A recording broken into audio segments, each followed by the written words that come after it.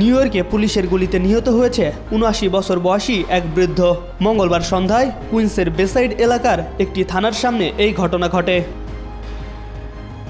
New York police ডিপার্টমেন্টের chief of patrol Philip Rivera জানান, মঙ্গলবার সন্ধ্যা ৬:৪০-এর দিকে ১১১তম প্রিসিংটন থানার সামনে এক প্রবীণ ব্যক্তি গাড়ি থেকে নেমে পুলিশের সঙ্গে কথা বলতে শুরু করে। কথোপকথনের এক পর্যায়ে তিনি বিল্ডিংয়ের ঠিক বাইরে পুলিশের দিকে একটি আগ্নেয়াস্ত্র তাক করেন। তিনি আরও বলেন, অফিসাররা তাকে অস্ত্র ফেলে দেওয়ার নির্দেশ দিয়েছিল, কিন্তু তিনি তা শোনেননি।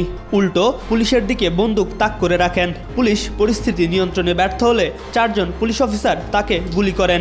সঙ্গে সঙ্গে তাকে নিউ ইয়র্ক প্রেসবিটারিয়ান কুইন্স হাসপাতালে নেওয়া হলে চিকিৎসকরা তাকে মৃত ঘোষণা করে। পুলিশ ঘটনাস্থল থেকে একটি লোডেড কোবরা .38 স্পেশাল বন্দুক উদ্ধার করেছে। তবে এটি ইচ্ছাকৃত আত্মহত্যার চেষ্টা ছিল নাকি অন্য কোনো উদ্দেশ্যে সে বিষয়ে চলছে তদন্ত। নিউ ইয়র্ক পুলিশ ডিপার্টমেন্ট জানিয়েছে, নিহত ব্যক্তির ১৯৮০ সালের গোড়ার দিকে একটি গ্রেপ্তারের রেকর্ড রয়েছে। তবে সাম্প্রতিক সময়ে তিনি কোনো অপরাধের সঙ্গে জড়িত ছিলেন না। কোনো কর্তব্য লঙ্ঘনের অভিযোগ উঠেছে কিনা তা তদন্ত করে দেখা হচ্ছে। তবে বৃদ্ধের আচরণের বিষয়ে কোনো মানসিক সমস্যার কারণ ছিল কিনা তাও খতিয়ে দেখা হচ্ছে। এম আর আকাশ, আজকাল।